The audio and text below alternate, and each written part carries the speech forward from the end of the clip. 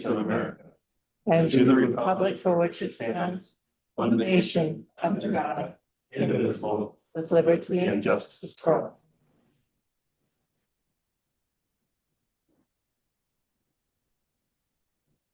All right, well, thanks everybody for showing up today. We will start out here with public forum. Looks like we might have a couple here. I don't know, do you guys want to talk? I'll go on first, you go first. Ladies. Oh, I didn't think, thanks.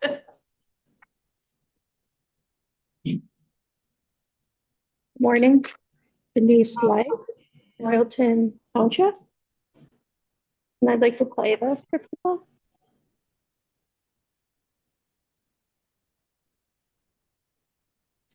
This is what we woke up to on Friday morning. This is cannabis or Herba, the drug factory. This is their alarms going off at 5 in the morning on the 13th. They've gone off on December 31st. They've gone off in October. You don't hear me complaining about that. But we were able to get a recording this time. This is what it sounds like in our area. This is what it sounds like from my home. Now we've complained about lights. We've complained about odor. We've been told we're the only ones out of 12 licenses that complain. That's not, I mean, if that's true, that's fine, but what we're complaining about is factual. I don't understand why there's alarms that are on the outside of the place instead of silent alarms that would be on the inside. Why do we care from the neighborhood that these alarms are going off? What does that mean? Are we being robbed? Is there fire problems? What does that mean for us as neighbors to have these alarms be going off? And then as far as I know, a deputy said that there was no answer at the facility. Wondered if somebody even lived there. So again, why is this something that we have to experience? Thanks. Thank you. Thanks, Denise. All right, you want to come up? Yeah, I'll listen today. You're listening? Okay. Anybody else? And I don't see any other public. Nobody online? All right, we'll move on to the agenda. Any additions or corrections? Yes, Mr. Chair, members of the board. We just had an amended request on the child care retention grant. And so just the amounts were updated and slightly reduced, and Leslie will talk about that during her presentation. And then I think Commissioner Holland had just a map provided for a commissioner update discussion. Okay, Move to adopt with changes. great. Oh, sorry. Okay, we got a motion by Nelson, second by Holland. Is there any other discussion? Hearing none, go ahead, Deb. Commissioner Holland, Yes. Chair Moore, Aye. Commissioner Nelson, Yes. Commissioner Waldham, Yes. Commissioner Ludwig. Aye. Thank you. Okay, we'll move on. Approve the minutes of the March 3rd, 2026 regular county board meeting and summary for publication. Ludwig will move. Okay, I'll second. motion by Ludwig, second by Holland. Is there any discussion? Yeah, Mr. Chair. Okay, On the minutes under land advisory, the dollar amount of the bridge, we never discussed. That was $220,000. So I'd like that added to the minutes because we did discuss the actual dollar amount. And also on number 5, on the closed meeting, there was never a motion made during the open meeting to go into the closed meeting to follow our regular procedure and follow the statute that we have in the past. So the chair actually closed the meeting without the motion being made during the open meeting. So that should reflect in the minutes. Can I provide a little clarification about Yep. how that went? Yep. So there was a recess taken and then the motion was made to close the meeting. And so it was the motion to be made to close the meeting was done before the meeting was actually closed, but it was done after that recess.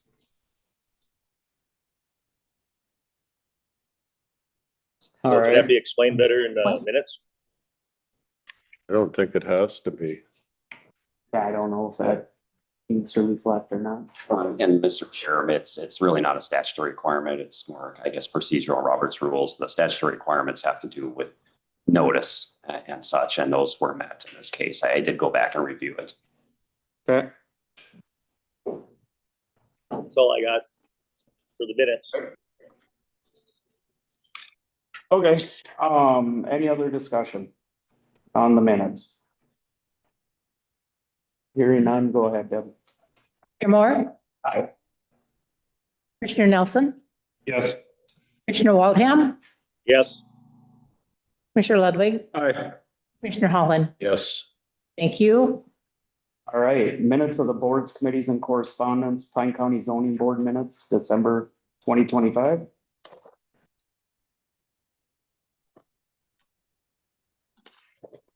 I'll move that. Okay. Got a motion by Holland. I'll second. Second by Ludwig. Any discussion on that? All right, hearing none, go ahead. Commissioner Nelson, Yes. Commissioner Waldham, yes, Commissioner Ludwig, Aye. Commissioner Holland, Yes. Commissioner Moore. Aye. Thank you. All right, consent agenda. Who wants to make a motion on that? I'll move it. Okay, we got a motion by Holland. Is there a second? I will second. No. Okay.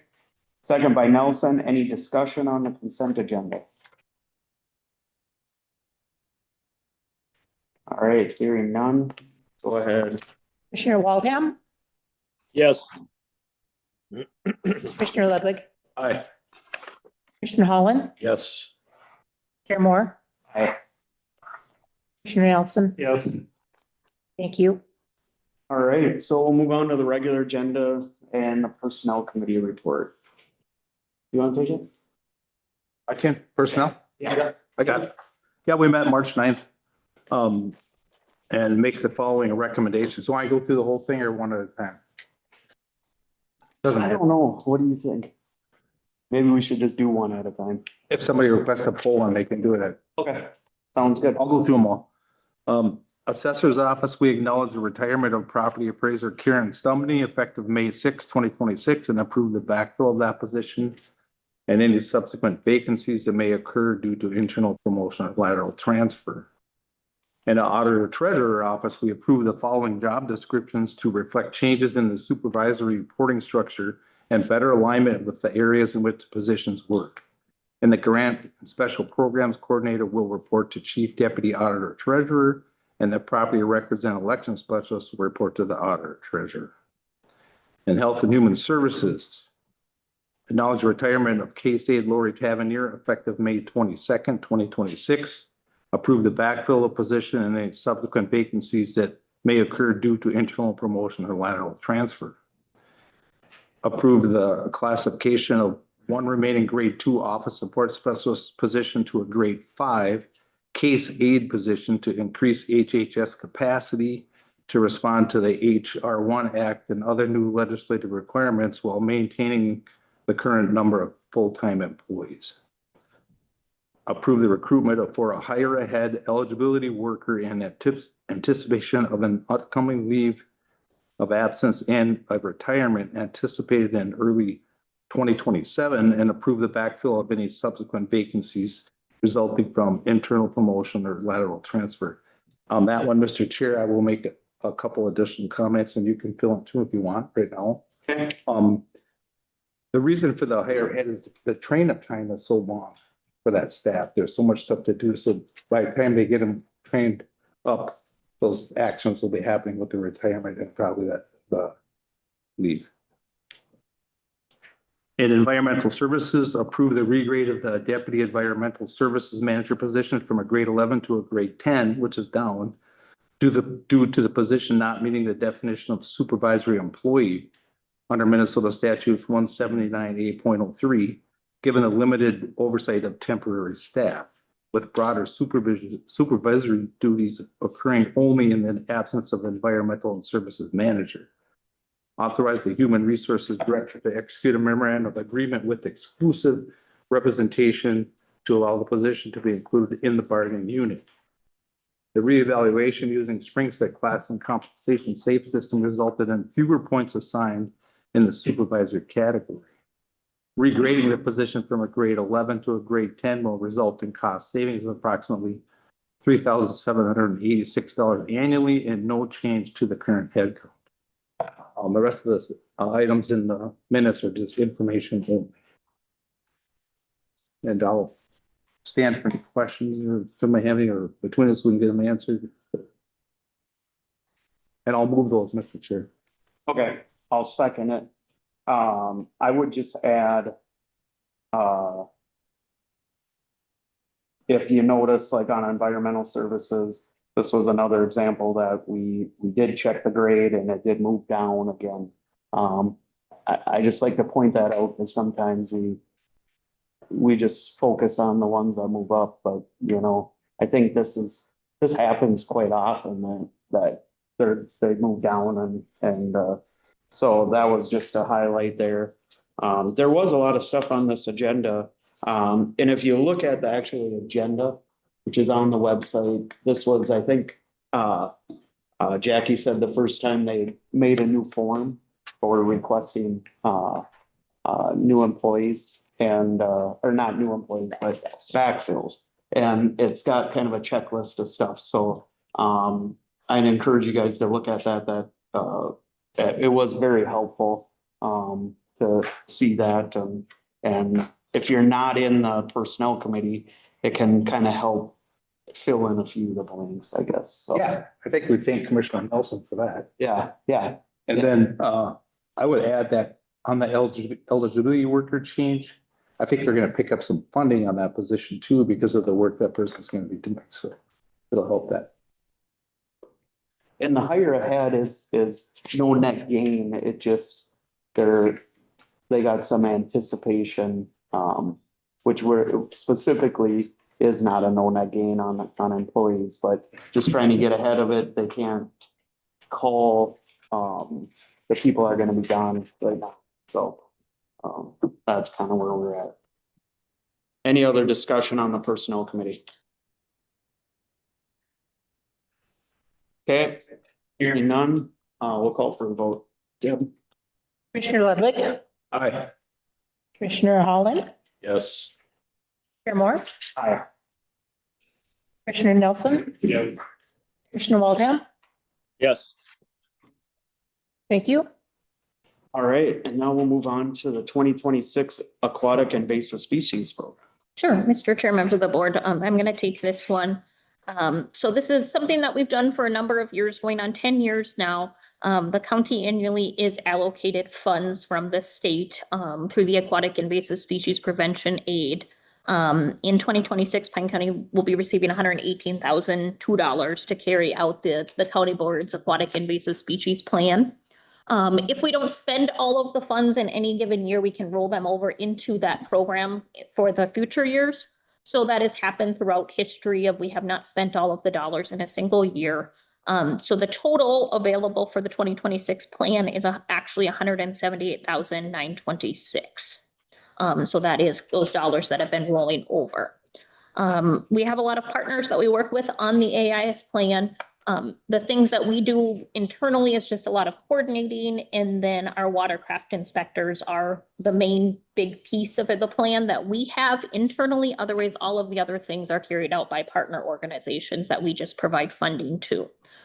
So page 2, there's kind of a colorful table that shows you all of the items that our partner organizations are wishing to do. It is very similar to previous years, with the top section being actual control of those AIS infestations that we already have. And you can see the different lake associations and groups that that we work with on those things. Monitoring, Cross Lake Association has a program going with with some monitoring activities that they are hoping to continue doing. Prevention, so a lot of that becomes, getting out in front of it. Our watercraft inspectors is the big one in front of that, of making sure that anything going in the lake before it goes in is clean and making sure that none of that stuff comes out and goes into a few different lake. And then the education portion is something that really is a big push too, because it's just, it is something that a lot of people, about it, clean, drain, dry, but really what does that mean and what does that look like? And so it's just kind of been a variety of education methods we've done throughout the years. I do want to highlight, for example, the top one on that education, the video in Minnesota lakes and rivers. That is one that we have done for a number of years and done it at a higher dollar level. Last year, I think it was $3,500. And just knowing that where our plan dollars are, we really scaled that one back this year. So that is some like social media marketing stuff that they do. And so that's something that we felt like we could scale back, knowing in 2027, actually, our AIS funding is getting cut in half. So that is a concern I have had since the program started, as we spend dollars of knowing that the program could be coming to an end at some point. And so now starting in 2027, our dollars will be cut in half of what we've been getting. There is talk at the legislature and different programs of trying to make that whole again. But I think starting next year, we really have to really take even a harder look at this. Steve. I remember that was a concern right off the bat, but I can't remember why the drop off in funding is The state deficit was just how they balance. One of the things they used to balance the budget, the funding's been $10 million a year since the program started back in the day. And then starting in 2027, it's going to $5 million a year. Otherwise, I'll move it, Mr. Chair, but at discussion, I have a question. okay, sounds good. I'll second. Okay, we got a motion second. You can go ahead with your question. So how is the application process working? Is it just, is there more asked for than we grant typically, or is there, I know we have money left over, Right. but So typically we are doing everything that people ask for, but like on that one that I was just talking about, that social media campaign, kind of, we get to choose the level we want to do that. So this year we chose the lowest level, just trying to start to try to scale it back, because next year we will not be able to fund everything unless that funding comes back. Has the funding been pretty steady? Right, it has been absolutely steady since it started in 2014. Okay. So are you asking for a motion on this then at any time here? We got a motion and second already. We're in discussion. Oh, okay. So go ahead. For some reason, I thought this was like legacy funding funded, but it's a direct It's a appropriation. direct appropriation. Okay. Did you have any discussion, Commissioner Walden? No, I'll just address it later. I know there's still some concern with the Windermere Lake Association and more help needed up on this end, but we can wait till next time. I didn't hear that you called for a motion, but yeah, I support this. Okay. All right, any other discussion? Hearing none, go ahead and call the roll. Commissioner Holland, Yes. Commissioner Moore, Aye. Commissioner Nelson, Yes. Commissioner Waltham, Yes. Commissioner Ludwig. Aye. Thank you. All right, we'll move on to Pine County Child Care Retention Initiative. And Leslie. Good morning, Leslie Sauter, your Economic Development Coordinator, and here before you with I'll admit a last minute request to submit a grant application to DEED to help a couple of our childcare centers retain staff and get them trained. So the background on this is we were a grant recipient of these funds back in 2024 is when we partnered with Pine Tech, Hinckley Finlayson Schools, as well as the Willow River Center, and expanded 4 centers and helped get them up and running and added approximately 108 childcare slots. So $500,000, 108 slots, got it done. And that was spawned off of a couple expansion projects happening, as well as the childcare study that was conducted in Pine County in 2021 and finalized in 2022. In that study, they noted there was about a 300 to 350 slot deficit. And so it made sense to take that study, work with these partners and expand childcare slots throughout Pine County. So when DEED released their request for proposals in January this year, I looked at it, I went, we'd need an updated study. I don't, from what I see on Facebook, which isn't the best source for information, it appears a lot of our centers are looking for kids. So enrollment doesn't seem to be meeting what the capacity is. So I'm not sure this is something worth looking into. So I kind of ignored it. And then on Tuesday of last week, one of the centers in Pine City reached out to me and was like, can we apply for this? I'm a 3-star rating. I need to get up to 4 or 5 to help attract kids in. I'm recycling through staff pretty quickly. I'd like to do some training and retention programs. And I was like, well, I have to get my request to the county board by tomorrow, but let's see if we can pencil something together. So that explains why I've adjusted it since last week when I gave it to Kelly. And then in the meantime, I reached out to another center that I knew was struggling to kind of cash flow over the last few months. And just said, is there something that would help you? And she's like, well, yeah, I've been looking at this IRS employee training program and I'd like to do this. So we threw some numbers together and adjusted it. I do have one more touch out to the Willow River Center just to see where her enrollment was at. And so my request to you guys is to, like it says, give authorization to the county administrator and board chair to execute necessary documents to apply for and accept funding. Because I'd like to massage this until the very end, which is the due date of today at 4 p.m. If we can help sustain and retain and keep these centers open since we worked so hard to get them open, I think that would be beneficial. As we know, the economy fluctuates. People, when you lose a job or your hours are reduced, the first thing you cut as a family is your childcare.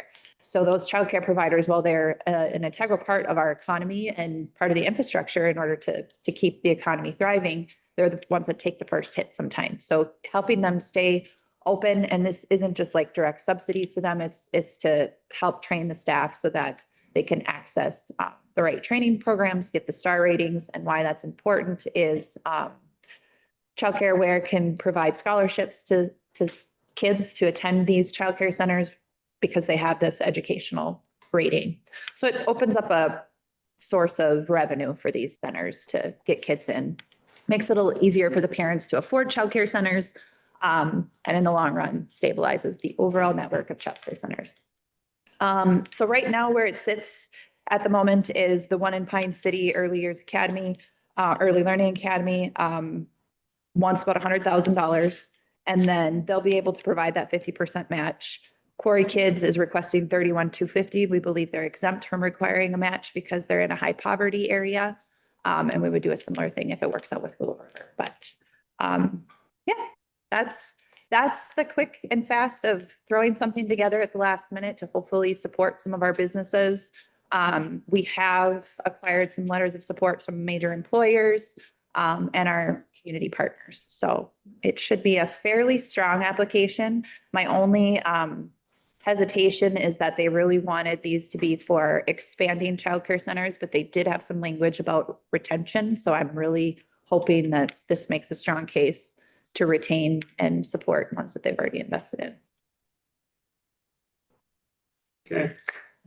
It's a lot, sorry. Yeah, no, but it's all good. I think it is very volatile.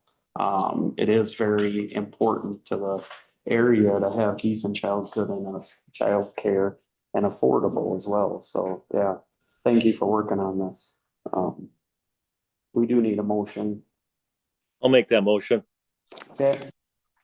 We got a second motion by Waldham, I'll second it. second by Holland. Is there any other discussion on this? I just have a question for Leslie. Is there any indication how many kiddos are we talking that Yeah. can cover this? Great question. I did reach out to the 2 centers right now. The one in Pine has the capacity for 71 slots. And the one in Sandstone right now is at 88, but they're working on getting licensed for 106. So if we're successful, that would retain anywhere from 159 to 177 slots. So it's, and 13 staff. So it's pretty impactful for a fairly small amount of money from what I've seen. So Sure. Yeah. So did Hinckley get one in their school in the Mhm. classroom, please? it's doing great. Okay, and then how about the one they were gonna do in the building? Did that fall? Where? Did the building one fall through the? Yes. Yep. Yep. The school is having. School, like retrofit of their classrooms is doing very well. I reached out to Superintendent Masterson last week just to see where he was at, and he's very positive and it's doing very well. That one works perfect, right? Yeah. Okay. Yep. Okay, any other discussion? All right, go ahead and call the roll. Chair Moore, Aye. Commissioner Nelson, Yes. Commissioner Waldham, Yes. Commissioner Ludwig, Aye. Commissioner Holland. Yes. Thank you. All right, we'll move on to summary of conclusions regarding county administrator's 6-month performance review. Yeah, this was that closed session we had, just to go over the county administrator's 6-month review. And the county board reviewed her performance against the essential functions of the position, including assisting the county board, supervises department heads, serves as chief budget officer, manages day-to-day county functions, leads labor negotiations and contract management. And we discussed it in there. All was positive. I had noted that I think I received 5 or 6 emails from department heads that were all very positive. And yeah, so anybody got anything to add to that? No, I thought it was very positive review. We don't have no action, right? Okay. All right, so with that, we'll move on to commissioner updates. AMC Legislative Conference. Looks like Nelson, you were there. I guess. Well, I and our Administrator Schroeder attended the conference. I thought it was a good conference. We a bulk of our time was dedicated towards meeting with our legislators over, specific issues. So we did that. We met both with Representative Nelson and Senator Rarick and Representative Dasa as well. I thought those times, they actually allowed more time than they were really slotted for us to be able to meet with them. So that was good. I don't have anything else to add at the moment. Was there any indication that there's hope for the modernization of our Health and Human Services network stuff? Yeah, everybody seemed to talk about it, but they talked about it in a different way. So whether they can actually agree on that, It's gonna take a lot of money, and I know they don't have a lot of money. But yeah, because we did have a speaker that morning that addressed the before we went to the Capitol, I believe, I don't know what his actual title is. He's a director of technology. Minute. Yeah, for the administration. And he talked about that it needs to be a priority. No, it needs to be a priority. Everybody seems to be on that bandwagon. We'll see if that comes to fruition, but. What kind of number are they putting on that? Like the whole package, or you want a patchwork thing either? They gotta rebuild it. I mean, it's an old DOS system that I think they've done a remarkable job still holding it together at all, but it's like driving a Model A down a freeway and. No, it's like the meeting we went to up in Aiken. Yeah. Some some company, I can't remember the name now, they laid off all their old DOS or in the state, and the state just sucked them up just to try to keep that thing going. Yeah. There's multiple companies got rid of their DOS people or something. And I thought, wow, that's interesting. Thanks for going, Commissioner Nelson. Yeah. Appreciate it. Yeah, thanks. You have anything to add? I don't think so. I found it very interesting hearing from other counties. I felt like we were really talking specific to the AMC platform and a lot of those HHS things that we need fixed quickly because they have very big dollar amounts attached to them. And a lot of other counties have a lot of other kind of what I think is minor things that they're so it was interesting to see the variety across the state of what you're asking, what your needs are. Yeah. Ours are much more big picture, I mean, like they could do that themselves. potentially. And or I think the purpose of this is AMC puts it on. Right. They have a very specific platform and that's, it does get a little frustrating when it gets wearied away. So, but I understand that. Mr. Chair, Yeah. I know other is way down at the bottom, but as long as we're talking about HHS and those sort of things, I do have another meeting. It's not listed on here. Okay, yeah, go ahead. But that was because it just happened. Yep. This last Friday, a meeting at Pine County between, who was there? Representative Nelson, our director Becky Foss, Michelle, and then from AMC, Angie Thies was there. So that was actually a very good meeting in the sense of getting down to the nuts and bolts of, you asked the question, are they actually going to do anything? Okay, so all these different parties, whether it's Republicans, Democrats, the governor, have different views of what should happen. And they all say modernization, but what does that actually mean? Because, that old saying, the devil's in the details. And we stressed at that meeting that counties wanted to be at the ground level when it comes to whatever this modernization looks like. Because we've seen that happen before where the state will modernize something and they're looking out for maybe, I don't know whose interests, but it isn't always the county's interests. And so it's not a modernization for us. And so we wanted to be in on the ground floor on that.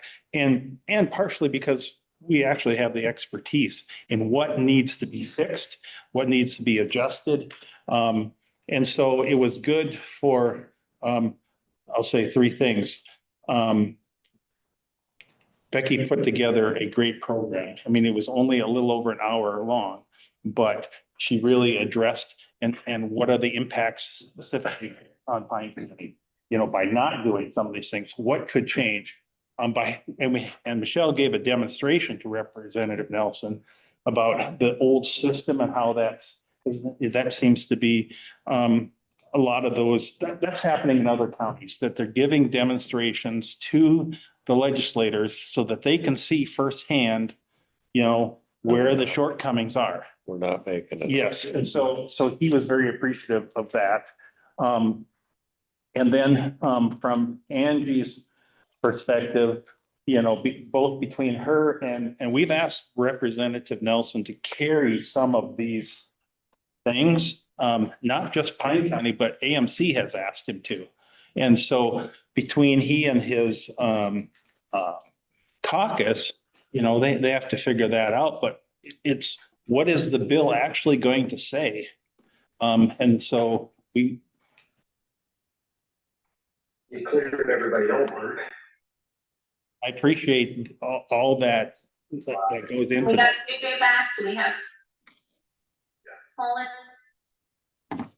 And so anyways, just my thanks to those for putting that together, Representative Nelson for really working hard on this issue on our behalf. And it isn't easy because it isn't just a party issue, it's also a caucus issue. Right. Where are the priorities and where's the money, and for AMC working on this issue too, and bringing Pine County into the discussion at the ground floor. I think that is, to me, was really good. So that was my take on that. Thanks. Okay. And then you might as well keep going to Northern Counties Coalition. Okay, that one will be kind of short. We did meet at the, again, I and Administrator Schroeder were there. And there was about 10, 12 different legislators at that meeting as well that night, where, you know, we got to have a little more extended time with them. And they were primarily northern counties. Again, hearing some of the issues that are important for northern counties, so that it was good. Okay. Central Minnesota Council on Aging. That meeting got canceled. Okay. And so you want me to do the Yeah. solid waste? Yep. Solid waste met, and it was Janelle Troops, basically last day. I think her official last day was Wednesday. Janelle's been with the commission for, gosh, ever. She's been the director for over 20 years. And so we'll miss her. And anyway, we have a replacement. John's been around. He'll take complete, he'll be the head of running the landfill. And then we've kind of restructured, and we're bringing on a HR / accountant type position, which we've had in various different forms before, but bringing that back in-house now. We threw some of that out before. Anyway, we've gone through the interview process. We're in the process of negotiating a contract with one of the candidates, and hopefully that'll take place very shortly. The landfill, you know, it's doing what it's, we're a landfill. We take in garbage, and you know, 100,000 tons of garbage a year is a lot. We take in 10,000 tons a month roughly. We did this last month. So that's a lot of garbage. What's your new, are you in your new The one? new cell is being filled. We got a little bit more that we can put on the top before we close it of the old cell. And that'll take place as weather permits. And it's kind of a dance they do there to get it all done right. But anyway. How many years you got left in that site, I think? The total site, probably 40, 50, depending on, you know, it seems like every time we make a prediction for how many thousand ton we're gonna take in a year, we exceed it by a little bit. And so that all is cumulative. So I feel bad that all the years I've been on there, I haven't come up with a better alternative than landfilling. I haven't been able to convince my colleagues that we need to really start, because 40 years is gonna come quick. Yeah, how far, My when grandkids- do you start planning a new site? What's the target there for you? When do you have to start? We gotta start planning for our next cell right now, because we just opened our last cell we built. And by the time you go through the permitting process and the bidding out process, you gotta have about a 2.5 year lead time. And if this one's gonna last 7 years, you know, in 5 years, we're gonna be right back where we were. And we're, Thanks. yeah. Okay. East Central Regional Library. Okay, just two things out of that.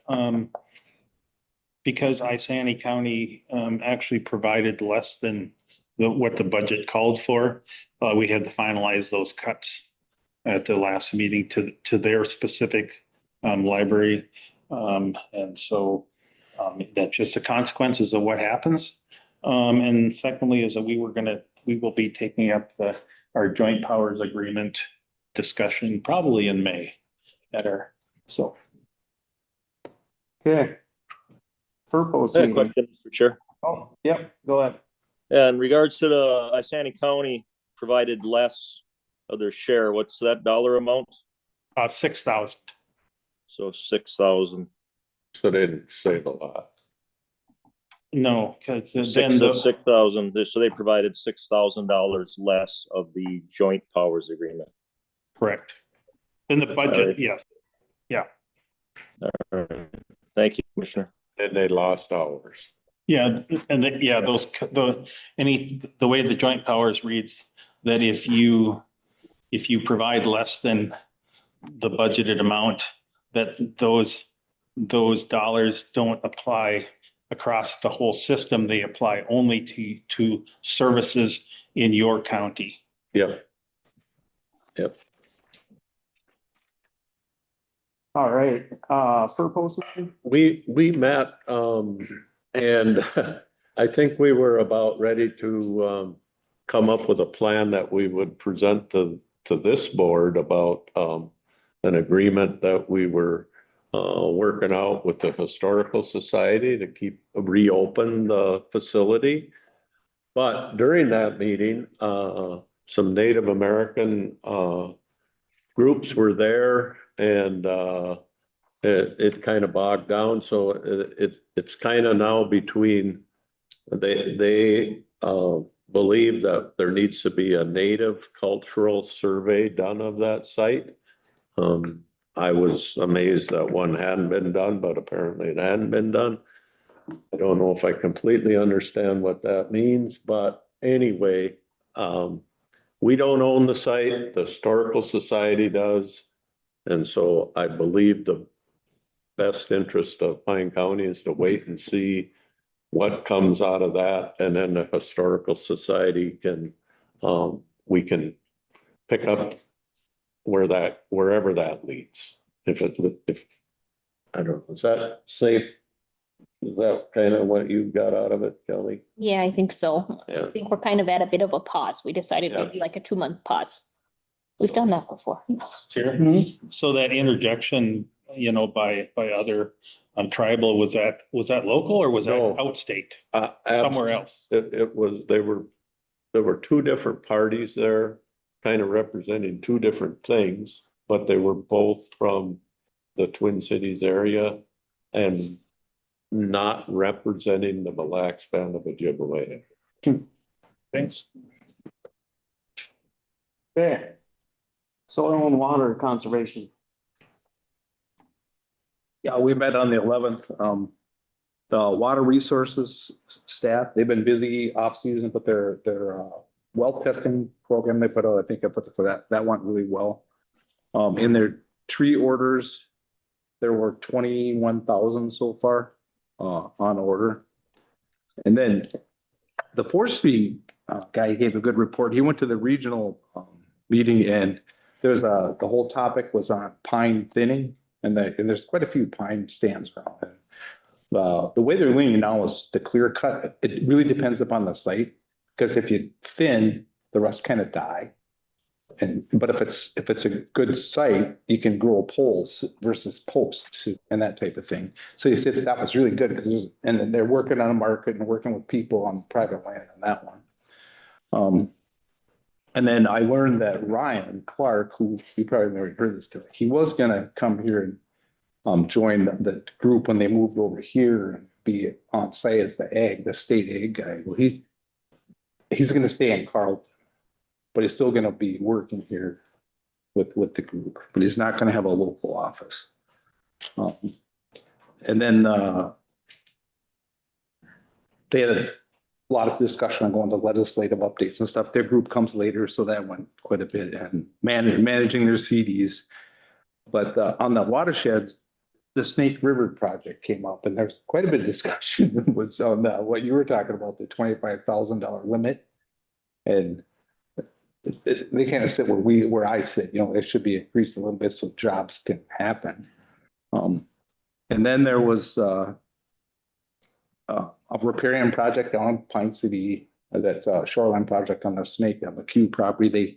That was approved for $9,600 and some bucks. And then a contract extension also down there on soil mapping on a couple different farms. It's a big one. That's a $22,500 project.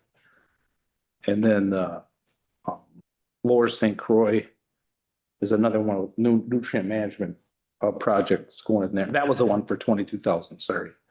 That was the one for the Lower St. Croix has farm management acreage for nutrient management implementation. Then they had a discussion on, they have a postage meter that they use instead of buying stamps, and the cost was whatever. They said, why are we paying whatever it is, $1,000 a year for that, just to have that machine, if we still have to pay things. So they're gonna switch to stamps and see how that goes. But so other than that, was a pretty general meeting. Yeah. Move on, Royalton Township Cannabis Meeting. Yeah, me and Kelly went there and it was good. I don't know. They had some questions and we had the answers. I think mostly answers, right? And that's, I don't know, we weren't there a tremendous amount of time and they just wanted a little clarification on some of Kelly's findings on the complaints on the Erba facility and we provided them and that was really it. So very. Did they settle good on that notification issue they had between, it was a few months back, whatever that letter or whatever, something that happened and. Right, so we didn't really talk much about the letter, the actual letter that they sent the county. We really went through and provided a lot of clarification based on, you know, the findings Okay. of the complaints. Okay. So they were advised that was originally too, right? They just did, okay. Thank you. Yeah. Yeah, it was a good, you know, very cordial and decent questions were asked and I don't know, I think sometimes people don't agree with the answers, but they got the answers, you know, so I don't. So it didn't seem like there was any animosity there, and it seemed like it went fine, so. And then the next day we met with the Office of Cannabis Management and there was a full room there. I was very surprised. We had a couple of commissioners, zoning board chair, Kelly was there, our environmental services, and the state had their outreach coordinator, senior administrator officer, executive director, communications manager, program manager, and then the Department of Ag commissioner. So my take on it that they were very happy with Pine County. And almost looking to Pine County to see what we were doing because it's working so well. They were, and it was kind of interesting. The one person, she was talking about how many licenses and how much stuff was going on in Pine County. And she goes, I can't quite put my finger on it, but she goes, I think because we have a clear path for people to take here. And I rose my hand and is Leslie still here? She'll cause I said it's because we're in the middle of everywhere. Yeah. Is why. It was, they actually moving forward, they said, and the OCM had nothing to do with the law, but they said they were handed this and they're trying to figure it out as they go. And they're looking to us and executive director flat out said, he goes, I don't want to reward you for what you're doing good, or I don't want to penalize you for what you're doing good. But as we move forward, we'd like to reach out to Pine County as far as to help them get this path a little clearer and better. And we all said, well, they ain't gonna look to me for nothing, but Kelly and Aaron had definitely said they would want to be at the table for that. So does that mean if we have issues, we can meet with them and then they take it to the state for changes, or what am I getting out of that? yeah, I think because OCM is also still trying to figure it out. You know, obviously none of us have ever done this before. And so like they explained, they have ongoing rulemaking authority. So they have their first version of the rules and, we've all been running with it. But now they're looking at doing an update. And so could be just looking for input on different pieces to the. Yeah, that's the thing, like, what is the process to have the problem input back to the state to make the changes? Right. That's the process that isn't figured out evidently. Right, and kind of the piece that I relayed to them as well is I think that it's important if they would engage with the other state agencies more. Because I've reached out to different state agencies about different questions or topics, and the state agencies just say, well, you have to talk to OCM, but OCM isn't an expert in all of these different things. And so I'm hopeful that was a positive that came out of it too, because then Department of Ag had said, well, we have a meeting with all of the different state agencies. Haven't you guys been at that? And no, they hadn't. So They know the issues we have been having. right, yes, because I mean, I don't think that OCM is gonna have all the answers, but they need to lean on their partners that they have. So I think that was a positive of it. Yeah, the other thing that I kind of took out of it was a lot of these rules and regulations, they're not necessarily in concrete, which we were kind of talking about, but there's a lot of stuff that's going on, like the low potency. That was another thing that they're working through, and the rules are changing. Seems like, every week. But it was just, yeah. It was good. I mean, it was good. So I don't know, Roger, if you had anything to add. Well, yeah, I mean, I thought, first off, a bulk of the meeting was actually addressing the technicalities of licensing.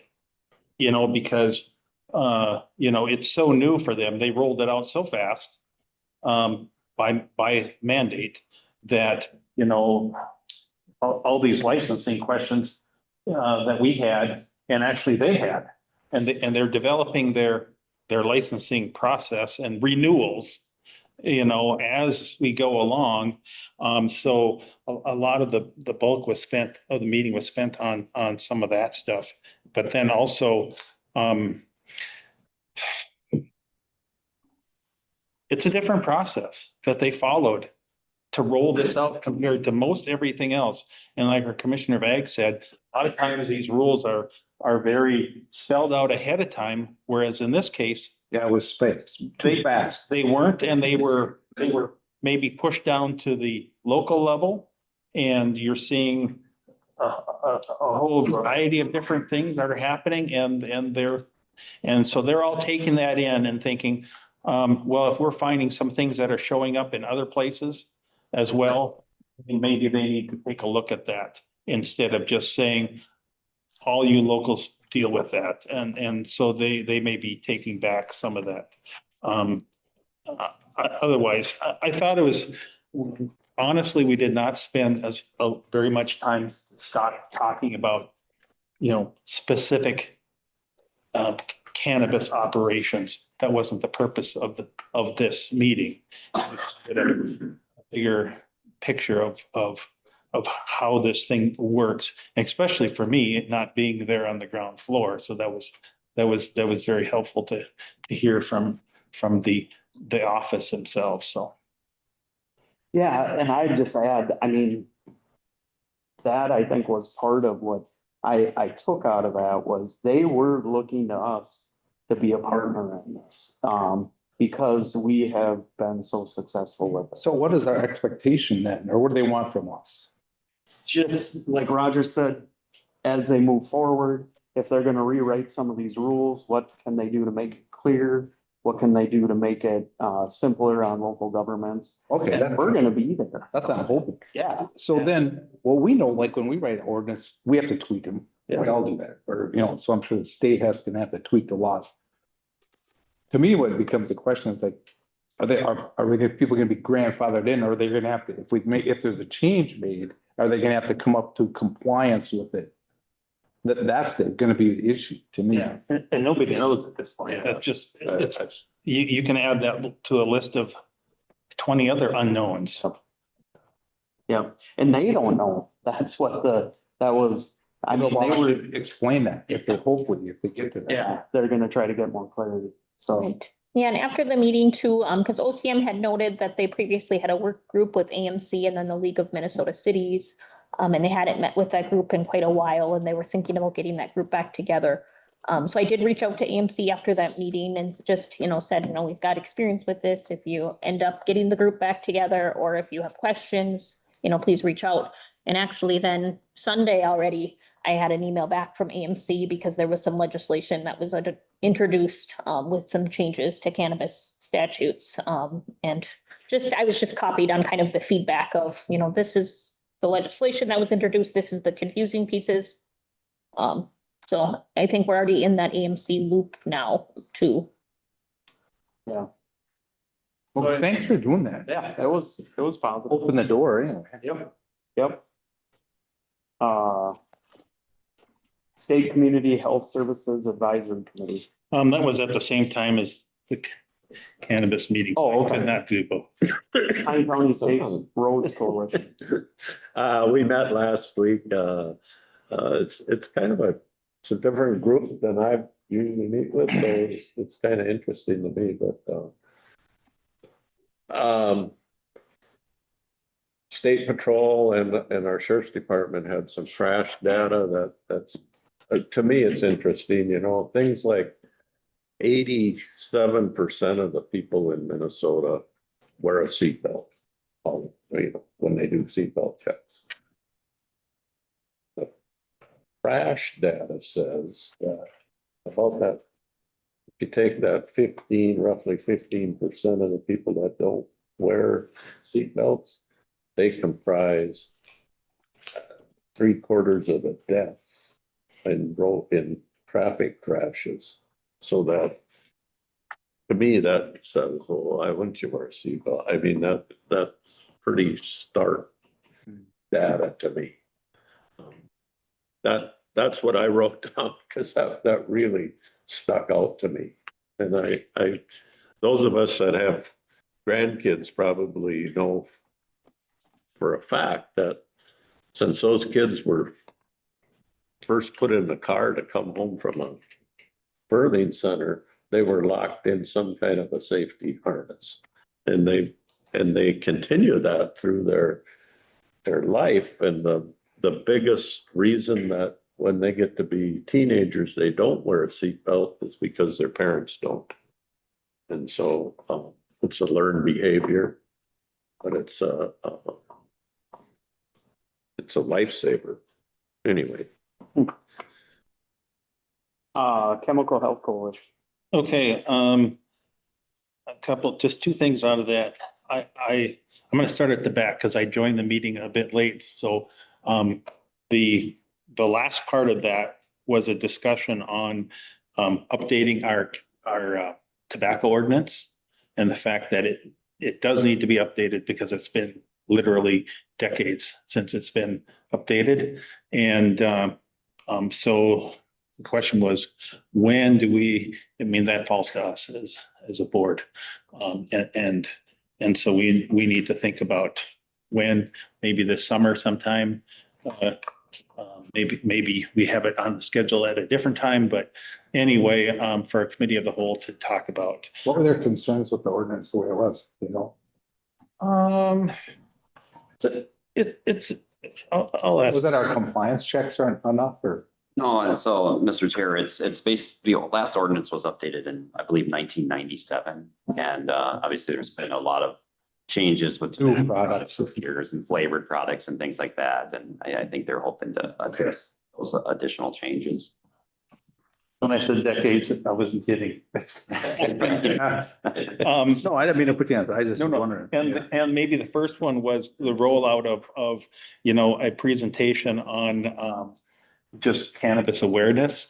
And I mean, we see the slide, but I don't know, maybe Chair of the committee, Friedrichsen, you could maybe highlight that a little bit more, that whole rollout of that. Sure.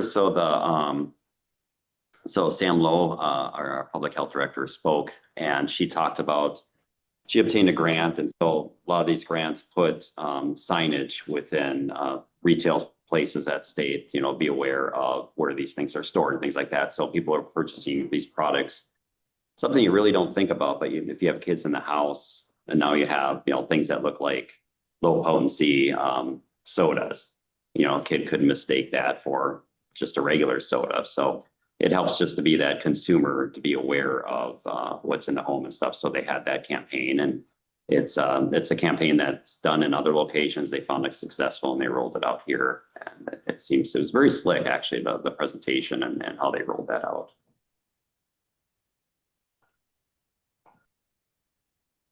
Okay. City of Pine City County meeting.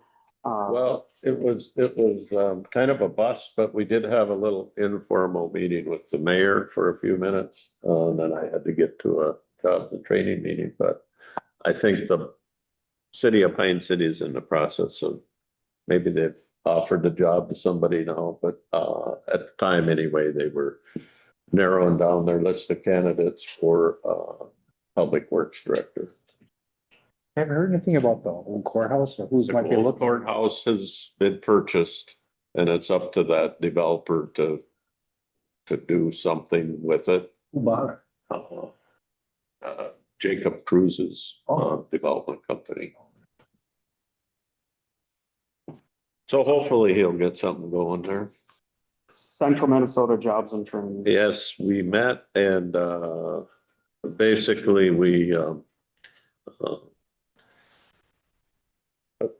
passed some resolutions to allow them to seek grants, because they're grant-based, and elected new officers, and Dan Wilkham from Mille Lacs County is our new chairperson for the Joint Powers Board. Okay. Mille Lacs Band of Ojibwe and County meeting. That got canceled. And Lakes and Pines. Lakes and Pines, a lot of resolutions there again, because they're grant funded, and so you need to pass multiple resolutions every meeting for them to apply for those grants. We do know that it was a clerical error up the chain of federal command for the fuel assistance, so we didn't get all the money that we should have for Pine County. So we think we'll be able to get through this heating season anyway. It's about done. Maybe by tomorrow it'll be. Did they run out? No, not entirely. They were able to fudge some money around and make it work. Okay. Any other meetings anybody attended? The only other thing is I had Debbie make a copy of this. It's a map that shows the market values around the state and where we kind of stand. And then there's a list of all the counties, what their land values are for ag land and where we sit. The map to me says we're in a good spot. Our values are, I think it's 3% is what they went up. I'd rather be there than in 7 or 8% up, or the 5 or 6% down. And I think those of us that were around on the board when housing values dropped, it was a very sad time at our board of review when people owed more on their house than their house was valued for tax purposes. And so I hope we don't get into that. Well, kind of exploded there a few years ago. Yeah. All right. Anybody else have anything other? Yeah, sure. Yeah, go ahead. Yeah, the only other is, like, if I can slide it in here, I didn't get my expense claim form. So I can either reach out by email, I guess, to. I have an to, email Kel- drafted to you right now, JJ. Oh, great. Well, thank you. And who's this speaking? This is Mary. Okay, thank you, Mary. Hi, I have an email drafted because after they were approved, I went through and I was like, I don't have those. So I have an email that I was going to send off at the end of the meeting to you to get those in. All right. Well, So thank you so much. you're Thank you. welcome. All right, anything else to come before the board? All right, we will declare the meeting adjourned.